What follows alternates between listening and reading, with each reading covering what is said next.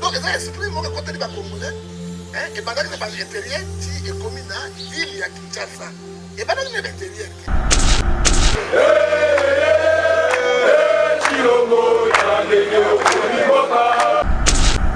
Vous verrez la différence. C'est qui sert de ce qui ne sert pas. Oui, oui.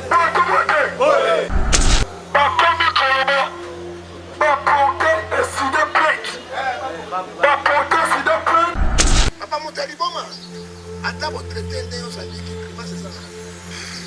On m'a organisé votre bonne idée. Donc il faut qu'on ait dit qu'à la septembre wana.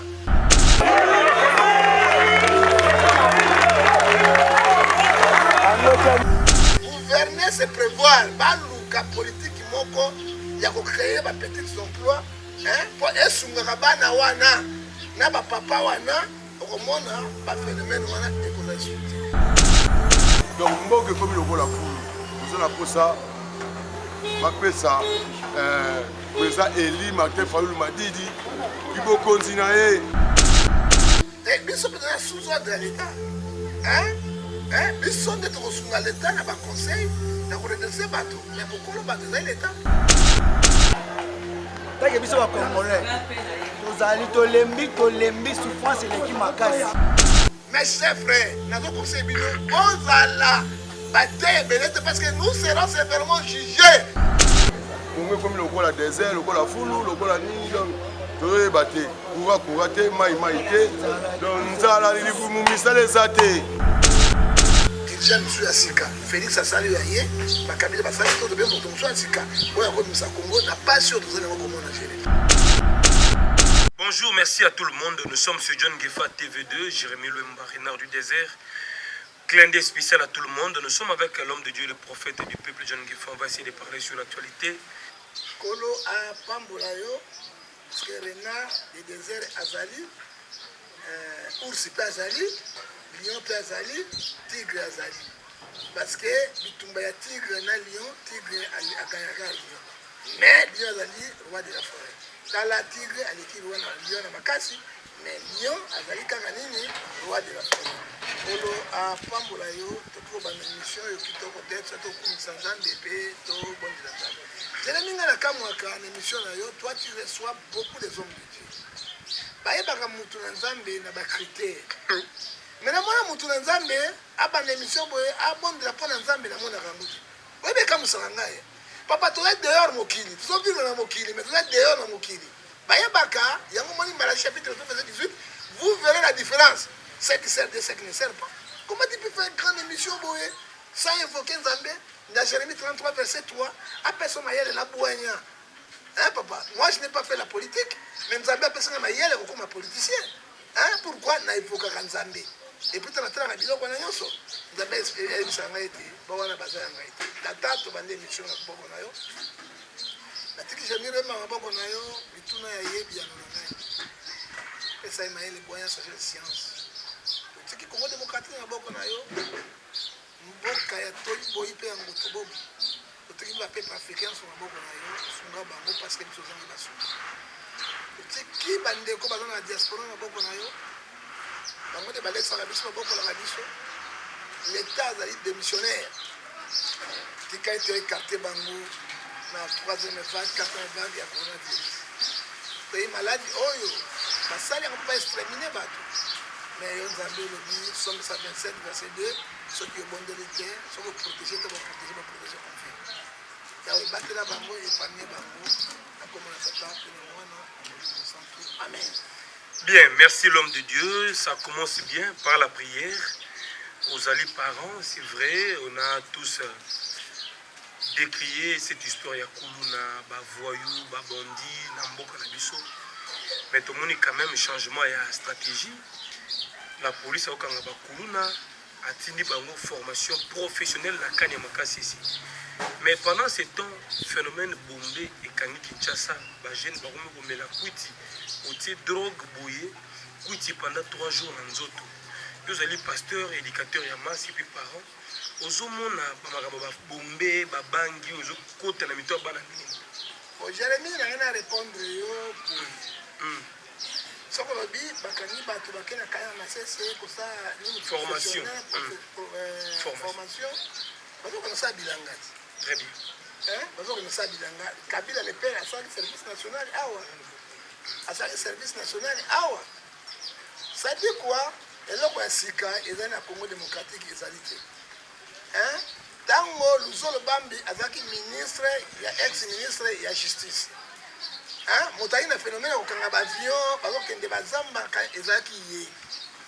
Oloba o bakomi kokanga bana kotinda bango kuna professionnel te bakutaki yango ezalaki parce que Luzolo Bamba il a fait ça.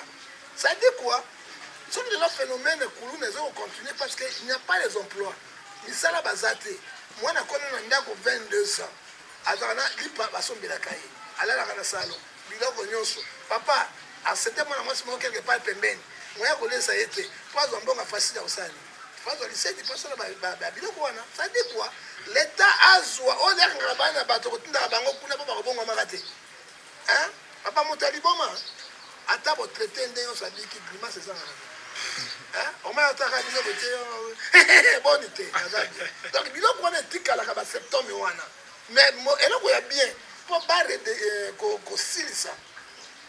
Les Cambo et Kuluna, Bazoua, Bassala emploi, petit emploi partout.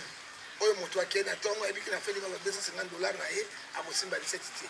Aibi akei akotonga mwa 10,000 na ye apesi mwa 7,000 3,000 atika ngo bikisa akosala yango te. Dès que ba kosala ka yango te.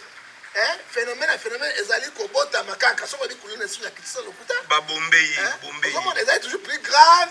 Ils vont continuer parce que nini gouverner c'est prévoir ba luka politique moko ya ko créer ba petits emplois pour esunga bana wana na ba papa wana okomona ba phénomène wana ekoza insulté papa oyebi kutime système ya agene yaki yo mona wapi na mboka bazoteka drogue polele pe bazokanga bango ba ozonga ba battu d'échappement ba pousser wana milinga wana si agene bazoteka yango partout wa bati yango bo la police sont là ba yeba meli ba langwe et l'état oyo rôle la police a été que 188 pour garder bien na bango na biloko na bango bazomela bango ils ne sont pas inquiets chanvre comme à côté de mon problème de mena rien tout na Colombie Colombie drogue tout na Colombie et drogue est strictement interdit dans la loi congolaise et puis ma ben abiso nini tozaka na suivi te na kokama te so bombe ebimi agene bomi bato combien soki na mbanda omona agene akoma koko moto avandi basosanga makila bazokufa bazotika yango te tout cela pourquoi misala eza te mais kene na mbanda oyo otala ngai nakende mbandaka na leli moto akosoli boye keu ka wo makila nde azovivre Jérémie azosala makila me azovivre mais na poko azaka na gene donc eza esprit moko ekoteli bacongolais ebandaki na baintérieur ti ekomi na ville ya Kinshasa ebandaki na baintérieur ti agene wana lelo bamoni agene ezozaka dringi mokolo bo bakomi bombe qu'est signifie bombe bazwaka poussière ya tuyau d'échappement bazwi yango déjà tuyau d'échappement ezalaka mélange ya carburant plus air esangani nde epesi milinga wana bakamati yango basangisanga bakisi moko hôpital wana soki bameli yango okomona kau total moto avandi kaka boye yango omoi agene moto alalaka monoko polele agene nde moto alalaka monoko sokalange njitezokota mais bombe te moto atangi boye alala wana tuwachomoya kotambola te bandeko mais siko leta na biso role na bango nini mpona kotelemela phénomène wana okomona mwana ya 26 ans akomona mwana 95 ans tata 95 ans parce que bebisa nzoto Anouni regarde comme mon petit Jérémie il mange bien il ne prend pas de drogue il est là élégant aza bougan aza élégant avant de omoni moto ana vie alangu akende atelemi dans les villes atelemi dans les villes mo atelemi donc nini nakoyebisa bango boye nzambe akondane bango bakufi na nzoto na molimo na Galate 5 verset 19 les hommes de la chair ivrognerie drogue tels qui commandent de telles choses n'iront point dans le royaume des cieux bakufi na nzoto na molimo erole à l'état et bon rôle l'église là église ezoteli bino kaka mabonza j'aime bien église ezali l'état biso mpenza na sous ordre ya l'état biso nde tokosunga l'état na baconseil na koredresse bato mais mokolo bato ezali l'état nzambe na l'état église ezali na limite na ye mpo tobetaka tolobaka tosalaka makambo oyebi bato boni église esauve bango église esauve bato ebele mais bon mosusu wana ozomona bamelaka babiloko longo ya bombe bible oyebisi bango baza condamné ya mort bakochange te parce que eloko ya bombe papa oyo ezobomba bato namona moto abombe liso moko akangami liso moko atike monene bombe donc liso ekangami na pongi mais oyo mosu efungwami mais yo omona biloko ya phénomène wapi ça dit quoi pauvreté pasi ekomi na niveau moko moto abi mwana kufa nasala nga mwana kufa nakende nabosala pasi ya mokili parce que moto mpe na droit ya vie yo mwana bombe nakote pete mosu na bombe amati likolo abeti bombe bote azotala boye alongwe kuna riki abandi bango ye monazofinga naonani donc ezali baphénomène moko plus que opium bombe azali plus que opium plus que tobenga babendaka yango nini oyo babendaka yango nini ena babenda zolo nini héroïne plus que yango alors bato bazokufa epuis namoni l'état azali ye moko incapable ya kosisa yango me basoda na bapolicier bango mo bazomema komona baobetana babipona na biboto te ezali yango on n'arrive pas à comprendre les pays est dirigé ou les pays n'est pas dirigé. Merci beaucoup l'homme de Dieu. En tout cas, au procès actualité à Moumala Moumingi. Moi, je suis un peu de Chadrek. Alors, tu as 17 ans. Alors, tu as un masanga. Tu as un chaos. Tu as un masanga.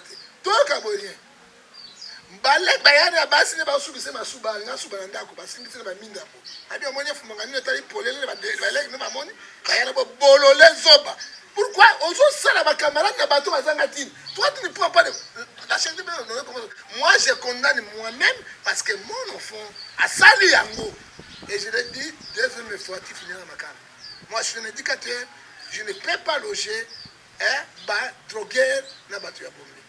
Et papa bana mokolona atikata vers ya masanga bamela na soute. C'est fini. Mais bon, si on met 4 5 fois bien abi, mais ça donc c'est plus grave. Olingo suba na salon, ba yaya na yo. Ba kay na yo wana banda. Ozo suba, musifu mangani ale. Batasi batoshi bazotala ni ozo suba. Ozo bololenta babo fufu imboko ben. Alors ça sert quoi? Parce que moi je suis méchant, mon fils. Je suis méchant et catégorique. Alors, papa, on va contrôler la banane. Et c'est foutu. Bien, merci beaucoup l'homme de Dieu. Mais toujours dans le même chapitre, moi, à la Nzambe, tout le monde vidéo moi circulé sur les réseaux sociaux, il y a une prophétesse.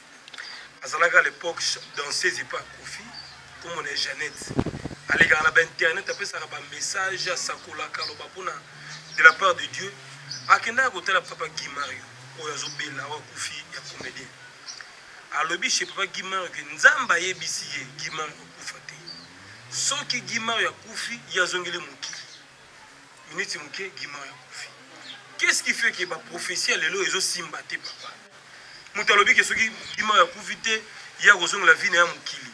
Sugo, azong la Moukili toi ça parce que prophétie n'est simbité. Mais c'est Jérémie. Batwa ninga bata vérité.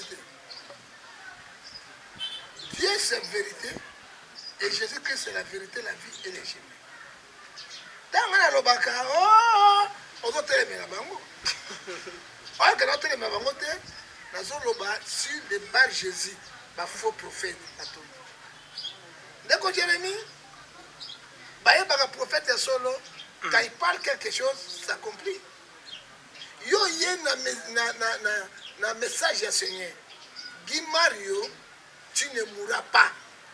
Ce qui yo koufi, à cette défi na cet esprit. Ngala zo na moki. Ça dit quoi? Matthieu 24, verset 24 dit plusieurs faux prophètes et bakobima. Bako prophétiser makamba lokuta.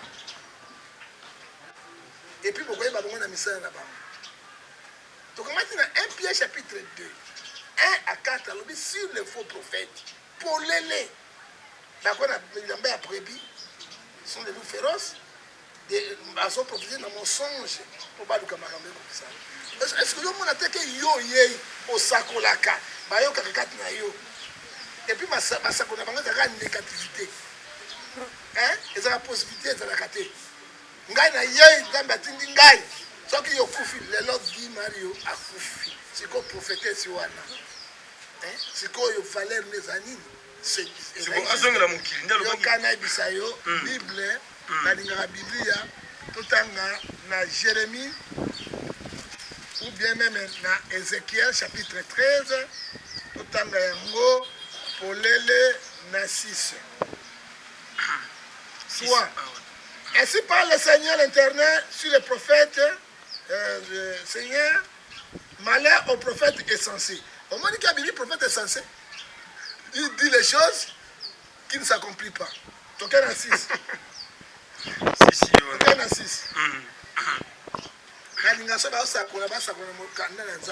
La prophétie la plus excellente, c'est la parole de Dieu. À sa prophétie, à certains versets bibliques, mon côté, et l'autre, mon côté,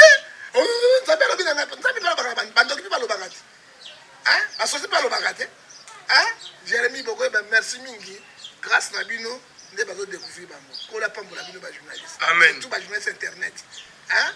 Et l'objet 6, les visions sont vaines et les oracles menteur. Oh Guy Marie, au coup faté, nous avons le bilingue. Ils ont dit menteur ou bien menteuse? Menteuse. Il y a une Bible. Ils disent l'intérêt a dit. Nous avons le bilingue. La 6. Et l'intérêt n'a point envoyé. Il faut espérer que les paroles s'accomplissent. Par exemple, le cas de Maloba Nabango et Kokisama, Maloba ya Pelengendu, Maloba ya Frondondo, geste dit même bon, Otobenget et Kokisama, mais Kokisamite. Et d'ailleurs, mon soukou, si mon soukou, toqué du Lobanzal. Les visions que vous avez sont vaines. Le oracle que vous avez prononcé sont menteurs. Et alors, c'est pour cela je n'ai pas envoyé, il sera châtié. Si vous avez sa famille à Guy Mario, un prophète, c'est à Yakia. Il y a un homme qui a dit que ce sont les gens qui n'ont pas l'église. L'église, les pasteurs, les prophètes, les évangélistes, il y a Internet. Bazana ba église té. Et puis ceux qui peuvent maintenant d'abord yakité bino kala bindima ndima tala moto ya lokuta oya sokoloba oyo biblia lobi na biso a défier nzambe pe na tango na ye asumbeli ye pulu nelongi po ete asamwa na Malachi chapitre 2 et nzambe la benga na 3 4 lelo Guy Marie akufi sikoyo akozonga koloba akosa sai tala bato ya lokuta oyo otozo bisango Jérémie batondi ebele na kati ya Kinshasa na kati ya poto kosakula makama lokuta. La vraie prophétie plus excellente, c'est la parole du Seigneur. Très bien madame Sima Mayasi, femme légitime agence Mayasi Forza Italia. Levé Joël Moulongue qui na Birmingham, levé Batombo Bobo, maman Lami Bekanto in Londres. Doucouré immortel, maman Guigui Kintumba na Berne, na Suisse-Irlande. Le conseiller Papa Philippe Kabouiko na Fribourg. Le célèbre Dien Zundu na Washington, nous sommes de cœur avec vous. L'homme de Dieu, Papa Ngifa, mais Nathalie Otalaki, Nasaki mission na Andeko. Dinilesi, le prophète de la nation. Azolela, Mouningane Moussala Nzambazo Finga Loposo na ye. Et comme ici j'ai à Mokeri, Bazo Seka teinture na ye, Koto j'ai Finga Lobake. Otaka Carolite, Mutachoko, Koto Mukuna Loba et consort, Dinilesi Aleli. Kofinga na ezongi polémique ezongi entre les serviteurs de Dieu na habité toroki mela kasiwa pe biso bandimi biso ne ba victime oyebi ndeko na oto kolanda video wana kolakisa video wana epesi ngai pasi mingi na motema na koloba tozala bimitateur ya Christ. Philippiens, chapitre 3, 17 à 19. Soyez les imitateurs de Christ. Christ a fini qui va tout. Oye bin de quoi emba? Kalamingite. Misala la bango e koye bana polele o. Tata na ba kezala ki prophétie. Christ n'a jamais injurié. Mais c'est bidon de génération les autres. Quand on a le bas, autour de s'exprimer, na inquiétude, na kolela. Conflit, ils ont cassé, succès. Est-ce que Motoloko, la frère Patrice, Azali est bon son nom? Un bon son nom, le quoi frère Patrice. Yo pasteur, au côté de moi, au fin de bon son nom, tu n'es pas un homme de Dieu. Ozali Moussali n'a pas embêté. Est-ce que vous avez un bon frère Patrice, mais bon son nom de Dieu? Hein? Yo ko finga ye. On le se compatir na ye, na passe na ye. Hein? Mais il y a des boss qui ont fait mon gongoti. Na kasa boss na réussir vina ye. Na kata boss na sa que l'église a monné telemi. Bino ba ki modèle. Bino ba modèle. Modèle yango ya boyo nga na moni na miso na ngai ekomi ko bangisa ngai makasi. Oyebi 1 Pierre chapitre 3 verset 9 Nzambe azotelema ya banjiri. Et ce que moninga sala mabe se pesi yote. Limbisa moninga, joie pardon. Proverbe 10 verset 12 je le dis yango. Koba bakamati batie bonono président de l'INC eloko na koloba na ye azala bosembo. Parce que na za bosembo. Ils étaient bazwa ki batiaki na tono moto te. Hein? Bomona bato nyonso batiaka ba nini ba hydrokino esalaka. Il faut dire la vérité. Hein? Vérité ni la fingi était na solo ba bosembo ya nzambe. Parce que oyi moyibi hein atokange bote na dinga ko leke tutinga eloko nga tutinga ko tutanga basime na mabo. Il fallait que l'on bat. Na ebi denile sokola miti. Ça qui proche na ye. Denga linga ki bilamba linga ipe nzoto na ye. Hein? Toujours propre. Toujours propre, il est toujours propre. Hein? Ngapi na modèle ya propriété ya ye. C'est na cause Jérémie. Ils ont bon. Linga sap. Linga parfum. Na linga oui na soa modèle na ye parce que biloko nso mabe ya kitoko na soa mabe na tika. Accident yak. Bate bele bakoma mwele babota ma mwela te. Hein papa? Kameko tout a potika ni mwela ya mukolo boye batu ebele. Soki eloko esalaki toyebi conséquence ba biloko ya mindele bayela biso ndenge bebisa nzoto. Mais aloba sika ina moto batie na moto fu so batie na moto fu côté ko za pembete ekobeba tutu. Moi ya défense. Mais comme esprit ya mokeli na été parce que Jean a fini ma bé. Mukuna, est-ce que Mukuna penda pasteur, il peut injurier, hein? Collègue n'est pasteur. Bon, après ça, il y a un point de vue. Est-ce que vous savez le manango? Hein? Et que vous savez le matin? Oui, Bible, Jean 13:34. Je vous laisse le dernier commandement avec personne, aimez-vous les uns des autres. Tomi lingana. Ce que Tomi lingana tende konangai.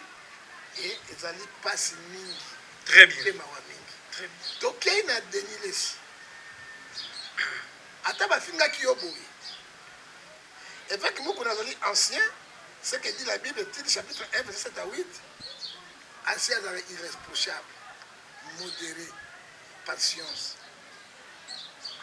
Beaucoup de gens qui ont benabino na polémique ya wera son na jiben pian. Ya wera son na jiben pian. Bino bozali ba modèle, mokili e recopier bino. Bino bokotika eloko ya monkerité. Oya bozo sala boye, ezaka Matthieu 23 verset 1. Faites accueillir ceux qui sont faibles à la foi, ne discutez pas les opinions. Pourquoi ici bateau combien? Combien? Ezala Deniles. Ezala évêque Mokuna. Et puis là qui Denis Albani. Évêque on a des cambago il y a prendre une été. Yo tiki passe comme la Renaissance. Oui, il y a quelqu'un la Renaissance pas le Gambongo, ça c'est vrai. Hein? On a quand prison na kamera yo quand na ekobo Denis alobi yango. Bibino ko le kakala bozo kundola yango pona nini. Ils ont porté bana na Nzambe nini. Ils ont porté destruction à l'église. Mais bien de la détruire bino de pour ça destruction à bino moko. Il faut que les jeunes épaillent. Oh épaille. Faiblesse ya moninga. Soka za nango na nzoto. Eza comme mon qualité. Hein? Et puis ce n'est pas si. Très bien. Je disais, c'est son loba. Et puis c'est ma montée. Bon, discuter ma camonio sur le milema ya batu. Hein? Ba discuter on de pesa na losa. Losa ko John Ngefa. Li bata ko ba kele bolé mo banza koma. C'est qu'on a expliqué bino. Ce qui au moni nyao azana fesse. omoni mbwa aza na fesi omoni nzoku na zamba azali na fesi no mokomboso azali na fesi yo ta libata na soso fesi ezala te bahandicapé ya zamba estce ofinga soso bazangi fesi yo ofinga soso eza bahandicapé ya nzambe no basala bazosu bahandicapé omonaka libata aza na fesi te omonaka soso aza na fesi te bahandicapé ya nzambe mais ekoma kofinganaka boye Jérémie moi en tant que homme de Dieu tu sais le prophète celui qui donne l'ordre et l'équilibre au sein des pays, au sein de la République. Moi, Éphésiens 11, 5, verset 11, je condamne les effets. Bible est une bible jugée par tout. Très bien. Romains 14, verset 4. Mais tu te condamné. Sauf que comme il dit Jérémie, c'est très très dangereux. Très très dangereux. Dans la vie église, c'est très très dangereux. Parce que Ecclésiaste chapitre 12, verset 15 à 16, nous serons jugés sévèrement devant Dieu. Et nous avons dit, Jacques 3, verset 1. Mes chers frères, nous avons conseillé, parce que nous serons sévèrement jugés devant les tribunaux de Dieu. Et même, il faut me dire, déjà les injures, vous êtes condamnés. La tribunal dans Zambé, au côté de c'est ça que je te dis. Tout l'ingana, tout le monde, tout défendre les causes, mais encore réel, il y a un bon cannabis. Donc, à ça, on va aller finir. Hein? Ma sœur, il va aller finir. Même la protestant. Pourquoi avec l'église de réveil? Et là, l'église de commerçant. La personne va au conseil simple, base en amour. Là, il faut le Chine. Non, ben, il faut un JF. Attends, JF, attends, JF, bango na bango. Mais, tout soit. Tout imiter Christ et afina qui va tout. Très important. Ce qui vous était tout bien, ça peut reprendre ça dans un ngai moko nécessairement na CPI na ngote. Parce que dans mon colonel on finit par le président de l'université, dans mon colonel on finit à M Konate, mais tout condamné ba acte bango basala. Très bien. Voilà, ça c'est bien. Alors l'homme de Dieu, question mon retour église. Na moni image mo séculaire vidéo ya pasteur Oualessa bazana kata prière. Batie mabunza na panier bato batie mabunza yesu ko azu mabunza wana akabeli yango mama moko boye est-ce que mabunzo bato batie yo pasteur ozo kabeli yango ndeko moko mu cadeau eza pe bien na église. Il fallait qu'à bon est personnel parce que les offrandes sont sacrées, hein papa. Nous sowana yokana bisayo ezali Jean 12 43, ils aiment la gloire du monde que la gloire de Dieu. Bato batalaye mutu malamu akabaka. Mais comment na maman bato bazo pour la kuna afutila ta bato misato ya opération. Mais il fait plus que ça. Aussi que ça plus que ça. On dit Sacha Mbongo apesi maman mo babonze côté na Sacha lui Sacha babonze kabeli mutu. Mais c'est Jérémie. Ezali marketing spirituel. OK? Yo za na kati ya musala na te biso ne toyebi c'est marketing. Quand il fait ça mutu ma pa bato ba ya esuka na ngoni pona ashina bango a bombarder bango. On a trouvé pasteur congolais et donc basalaka. Hein, ce sont les escroqueries spirituelles. Hein? Après si yango ayebi so basali boye de bato ça. Dernier c'est ça que on a usé. Bato bazo ya $100, 50, 80 tout ça au kabambongo. Bato bazo ya pleu et belé. De là dans la moyenne makamana ce que quoi atika na yi. Hein, et ça la conséquence té. Na préféré bambongo zo kabila bato boye akende na orphelinat apesa. Ake na baso baboti na maye bato 50 80 bazali ko babima apesa ake ne pas faire orphelin apesa oyebi nyoso wana Jacques chapitre 1 verset 23 lobi la religion s'entage devant l'Éternel et de consulter des orphelins et les veuves dans les afflictions. Soit comme dit Jacques chapitre 1 verset 27 à saleli yango nezabe osa mais ya osuka yaka ozana nini $1,000 zwa boye zwa jipite. Ce qu'on prend au fond, après ça rappelle Bango, et là on a $1,000 ou $50, tu viens de Kenya pour ça de l'autre côté. C'est pour nous à frapper bateau, à la qui bateau, or que la carte de Bango, ce sont les loups féroces, la ficelle, au Bible de Lobby, dans Marc 13, verset 5 à 6. Voilà, merci pour votre opinion, l'homme de Dieu. Papa Ngefa, Nathalie. J'ai dit les choses qui sont réelles. Jérémie, aux alliés sportifs, aux alliés joueurs, aux yébi misali basala kati. Hein? il faut jouer sportif aloba makambo oyo salema. Chacun dans son domaine. Chacun dans son domaine. Ngana yebi biloko oyo non faut parce que na kati. Hein? So mais ce que je peux savoir, ngai aoka mbela te. Na tonga église na le côté bosunga pourquoi ben ate collègue lokola pasteur ou protestant. Hein? Oya benga na SSC pasteur Guga. Oya na pharmacie. Oya benga ngana ki ba ibio batterie ya ko $100 suma batterie. Na suma batterie c'est dans la église. Dieu le bénisse. Il y a protestant l'église de réveil. C'est l'amour. C'est ça Jésus. C'est que l'amour. Mais bango batterie ba vidéo na biso ça raconter pour la réponse ce sont les commerçants oyo bazoko sabato na masque Congo akolinga dirigeant monsieur Asika Félix Asali yaye bakabila basali to de moto monsieur Asika oyo akomisa Congo na pas sûr de zana comment on gérer. Mais l'homme aussi a dit que ceux qui loi tiani et l'Assemblée nationale a rolongwa union sacrée. Est-ce que egozala na deux faveurs il y a Fati en 2023 parce que union sacrée wana ezali mélange ba force mais ensemble avec Katumbi on a pesé na ba poids lourd. Ba Eliezer bazawana batu belé bazawana ozomo teke soka longo eko père de PPD. Poids lourd ya Eliezer ezani sont des traîtres batondi kuna. Faut dire la vérité monsieur. So ko se ba poids lourd qu'est-ce que ba élu ba député bazamo belé ba mukeba ibana ba le côté. So il bazai to 500 000 peuple zali non 100 millions de hommes. Na 2000 moins 2000 ça. Est-ce que mukeba ina ba Eliezer ba comme ça président? Hein papa ou bien population est comme ça votre président son population ba les gens vont se retrouver bakalombo bazali français hein bakamita en fait c'est une machine politique ceux qui balongo une sacrée papa na yo yo so ils moïse dans une sacrée na batunaye ils ont petit goutette dans l'eau dans l'océan et au salani hein une sacrée na bango zo peser peuple ndé zo peser.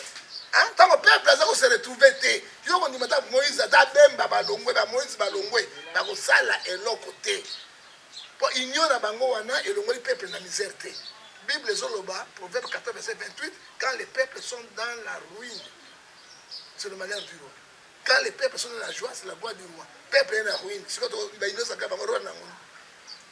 Roi na bango ni pas toi na ruine, mais c'est un sikoyo. Kouré zate, maï zate. Il n'y a pas à manger et là on met zate.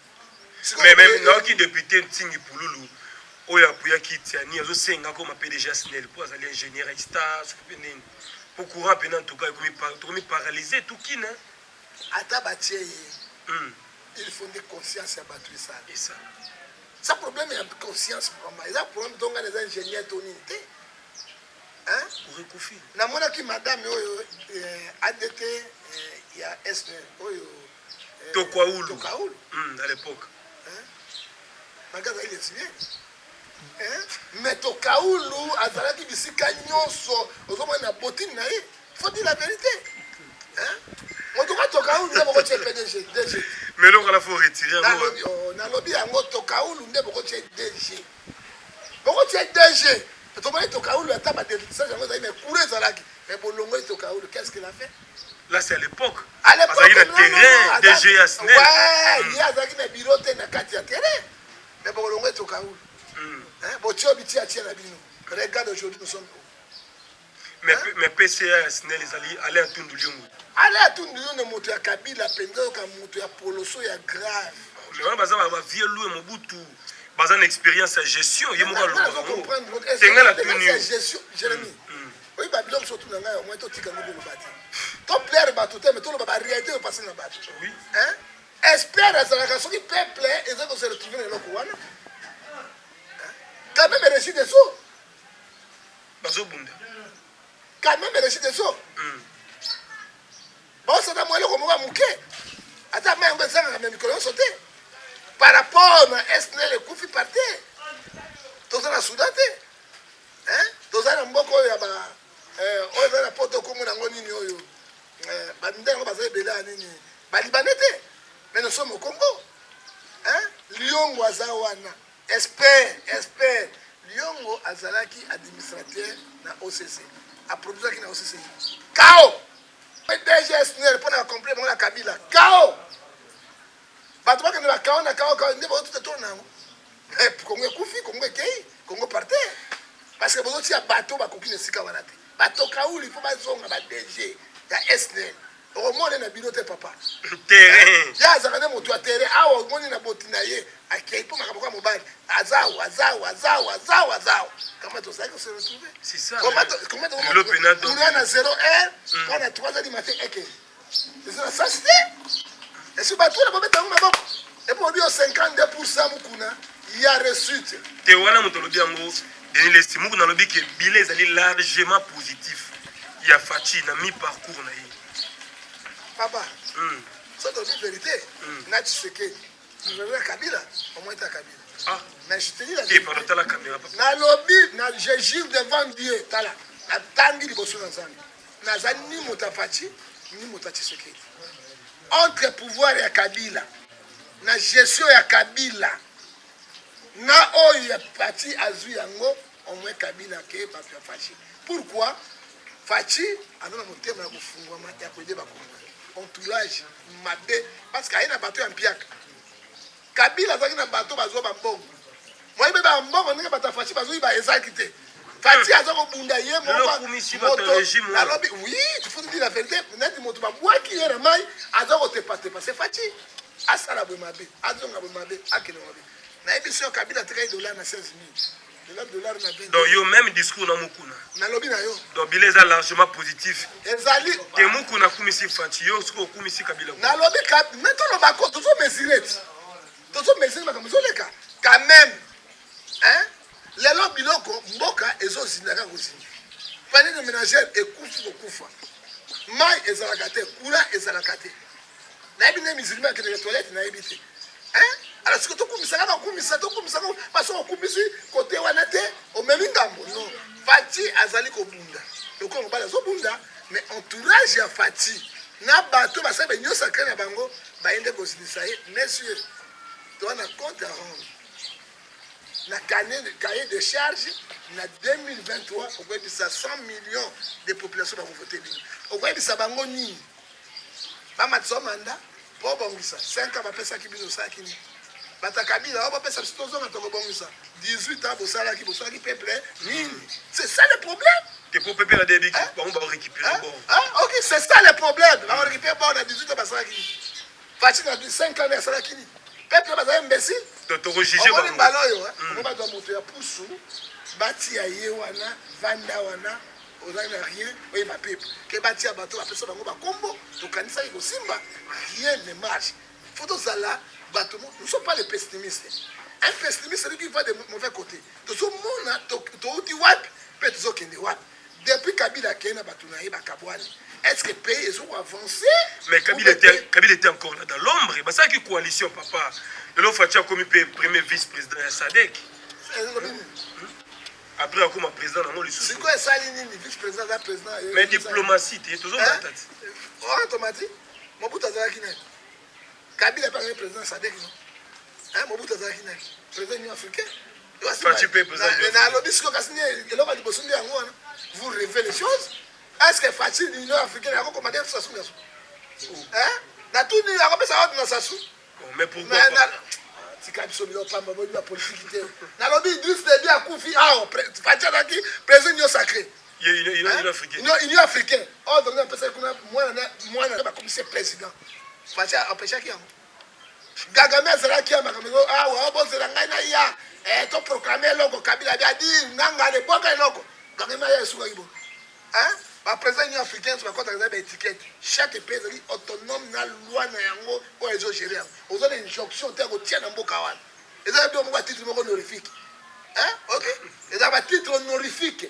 hein et c'est rien parce que chaque état est indépendant OK mais ça c'est que ngata président africain le premier ministre wana hein ngata président africain et là quoi elle dit bon ça la ngobo et ko simba te pété donc aux imai au tient na mukongo ya koba na mukongo ya mai et que na peleda bien alors peut-être le sujet souka na moni ba américain ba yé awa ba commando ba FBI ba yé na Air Force One ambassadeur États-Unis américains na Congo lobi que ils sont là pour renforcer aussi la sécurité ba parc na biso est-ce que ba nyama na biso bazali est-ce que ba richesse na biso zali ba américain ba yé ba apporter sous sécurité de plus oko lo bani da balaka ba parc na biso qui sécurité que oko ba bomba nyama ils ont tué des gorilles o ba iba ki ba or kuna Monisco azana roi la Monisco tu vas ko renforcer ba ko renforcer ba kene bazana oui ba pays bonnes ali ah faire des CP za la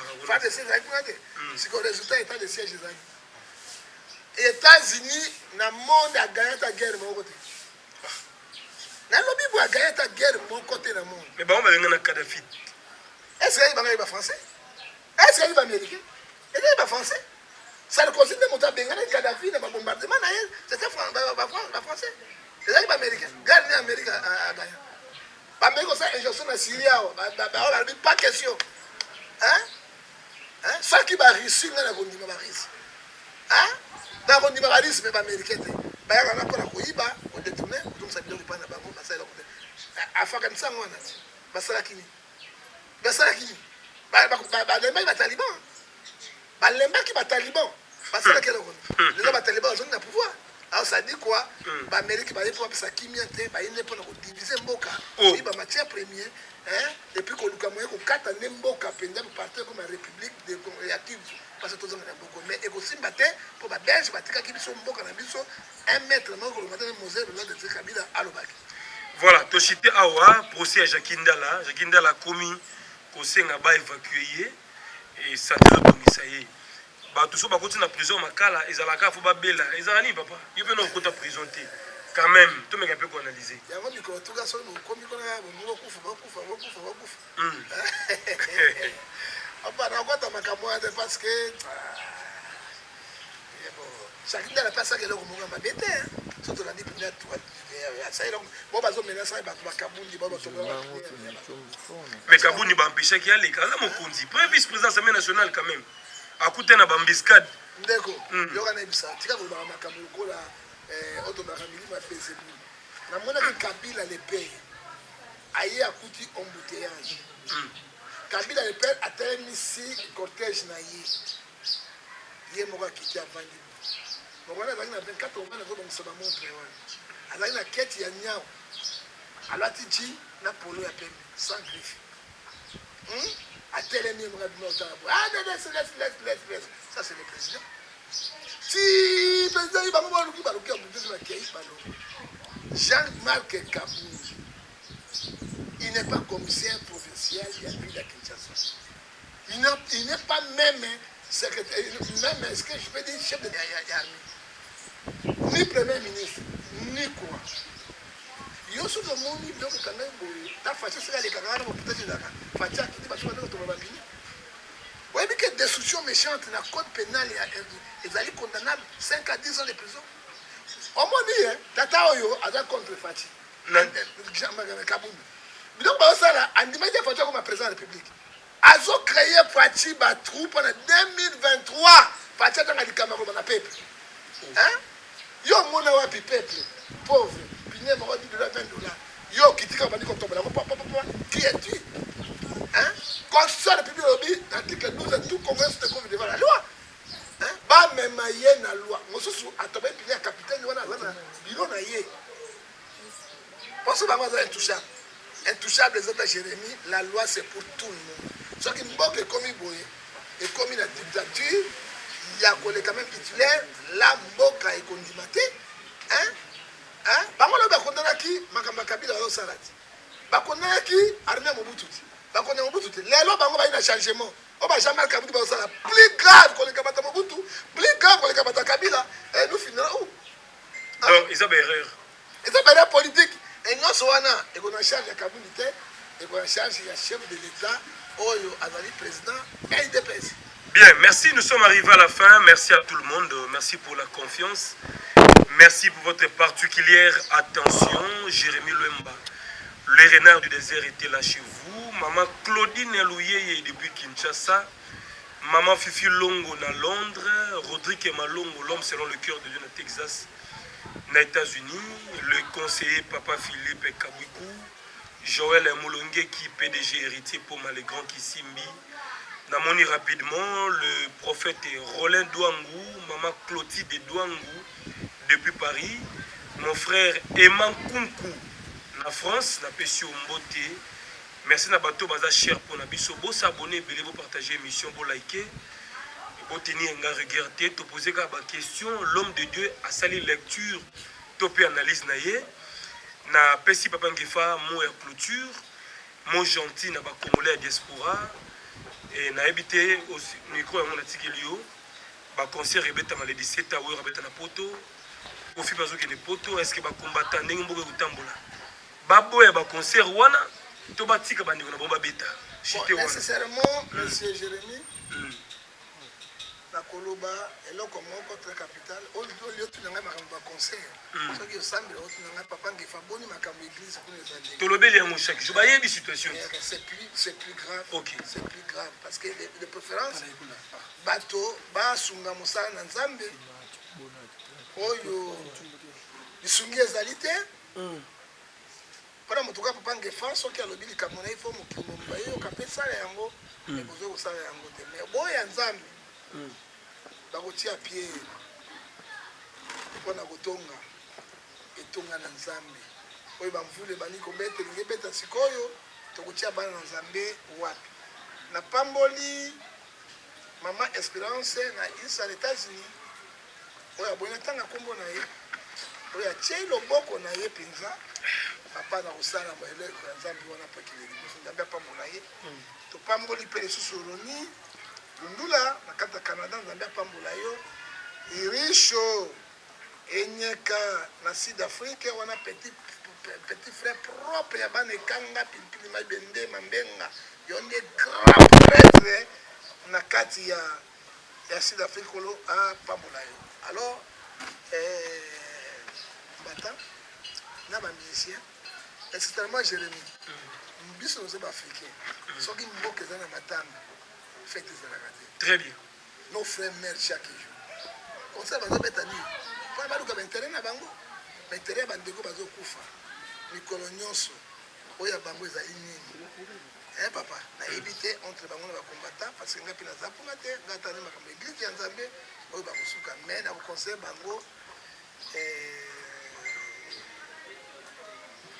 lelo bato balanda mpe bamusike ya mbote na afrique parce que bazokoma olanda actualité ezali ne mboka ya bato mboka na bon musike esila epape musike bozongisa yango na poto yango nde ekimisaka basi na bino bandako yango nde ebomaka mabala te yango bato bayibaka bana bino bayibaka bino bambongo kopesa bamusicien wana musike bozongisa na poto yango nde ememaka badrogue te bolela te moi je suis pas contre parce que nga naza kuna te mais nalingi ete toluka moyen kotala mboka na biso soki tokolongola na maboko ya banguna e mbele na nga suka oyo amoni atia efra na ye mpona construire église kwa mbula ezobeta siko kala mingi te toyebi ndenge tokotika bana na nzambe basambela te frère yoka mboka pasi tobengi fond d'appel ya $10 $20 bato nyonso bakimi église parce que baza na yango tala mboka ya po yango tosengaka bino kaka bato bozala libanda na mboka lokola dili lipumba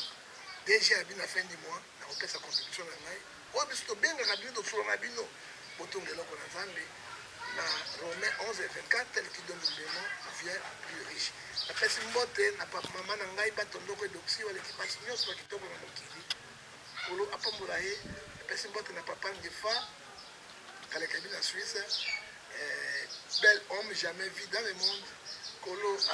Merci l'homme, merci.